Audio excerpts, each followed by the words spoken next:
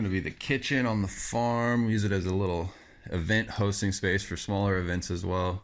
Here's the larger event space being used to dry a bunch of timber right now. But we've got a bathroom and all this open space. These timbers are all sourced from trees that we cut on the farm and milled here. All the beams, at least.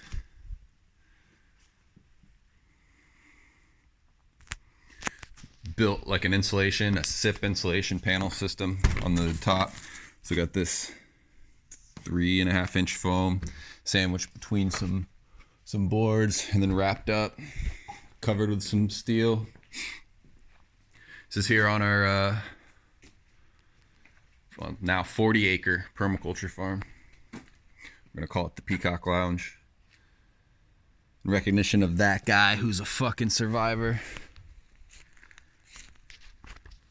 Do a walkthrough video for the new social media app that I'm fucking with, minds.com.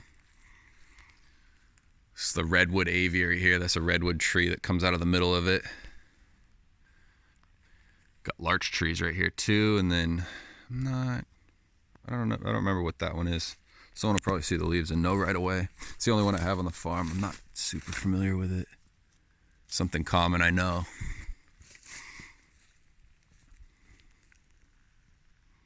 See the ferro cement tank back there. Framework, bamboo. Got a big pond in the middle of this bamboo spot. I don't know what the limit is on video, so I'll just keep going for a little while. Got some composting going here. About to build a compost facility in this area. Here's one of our gardens. This one, we were doing a lot of annual production in this garden, but we're switching into mostly perennial. So there's a lot of herbs, some nut trees, fruit trees in here as well. I've been braiding this. This is a wild cherry. I've been braiding it for about 5 years now. Seems to still be doing good. It's getting crazy. I got some crazy braids in it. It's another cherry tree right there. Got a small orchard back here. All these caged in trees on that side. Those are all fruit trees of various types. This thing's mostly become an herb garden. It smells really good out here. We're in our winter season right now, so it's dormant. Look at this rose. It's late. It's been cold. Surprised. So like I said, mostly herbs. These beds have never been tilled. They get a little bit of a super soil mix amendment every now and then, some compost, some animal shit. I seen this bed flush with cyans once, which is super cool. We were wood chipping a lot. We've stopped since because of the slugs, but look at this one's almost entirely strawberries.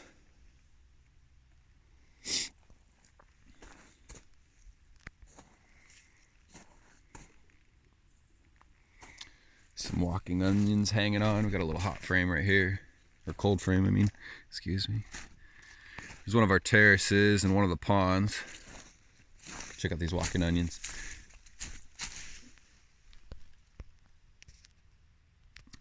This type of onion, it grows up. See, that's what the top of the onion looks like. They're all over down here. Massive amount of them. These are all little onions. They're all going to sprout back up here. You can kind of see still on this one. See, that was the top of the onion. Looks like it grew up over there. Normally it grows, gets heavy. When it dies like this, it falls. Normally it makes it to the ground and then sprouts again. It does that over and over. That's why they call it walking. More herbs. More herbs, more herbs, more herbs. Some raspberry. Little micro pond and a hangout spot.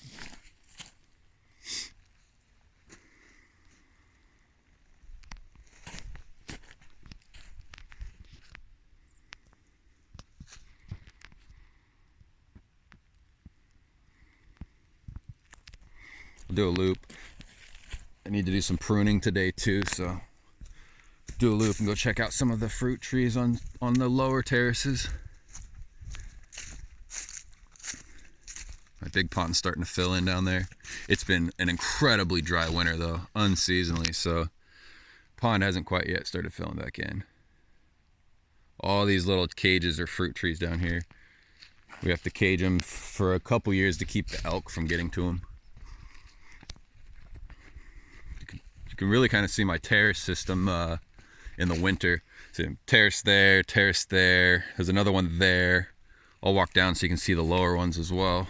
I'm walking off of this terrace right now. It's kind of got a blend with this one here as well.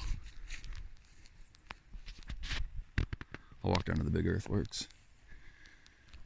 Just wrapping up with our fruit trees. They all need like a heavy prune. Get them structured right for next year.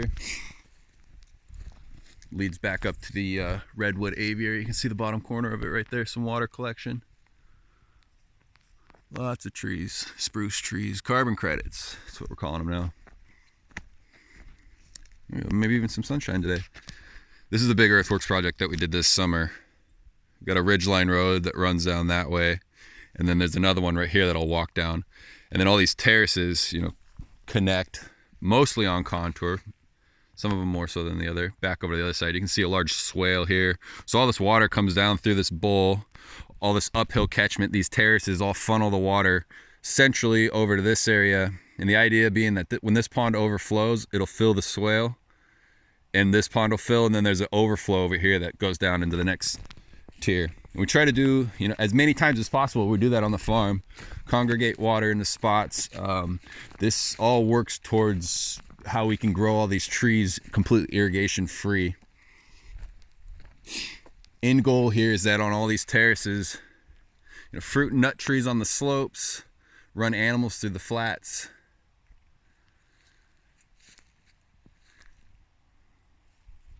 Free food. From free food comes liberty. And mushrooms. If you're lucky, Liberty Cat mushrooms. I don't know what these are. I don't think they're anything special. Look cool though. Lots of wood chips. Lots of unprocessed timber. That all needs to get bucked down into firewood before it goes too much further. It's been on the ground for a while.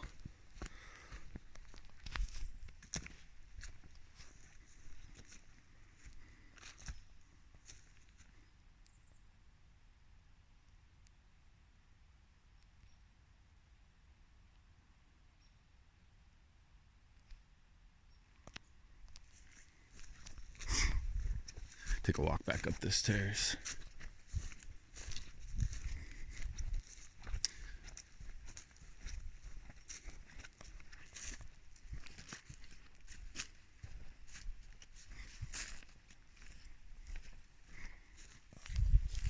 It's a cool one.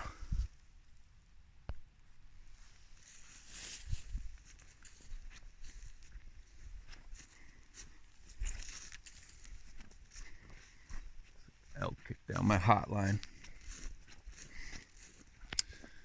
Need to read on pruning. These peach trees are getting crazy. Need to read up on them a little bit more. Frost peach. Super well out here in the Pacific Northwest. And all we do is just build a big bed of wood chips around them. Like deep wood chip litter, mulch around each one. Do a little bit of companion planting. Let them go.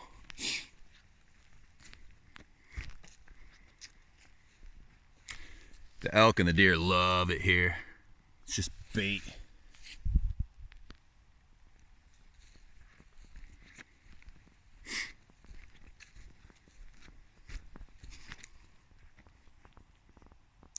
Fucking laurel.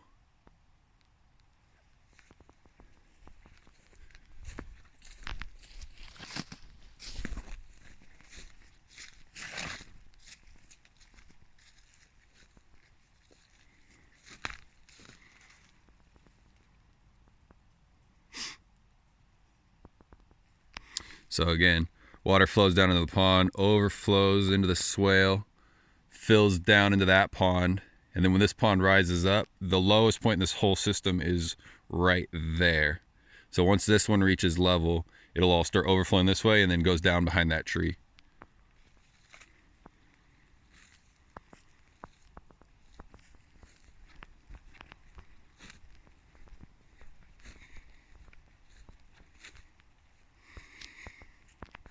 There's a lot more. I think I'm gonna do a drone fly through here soon, and I'll post that up.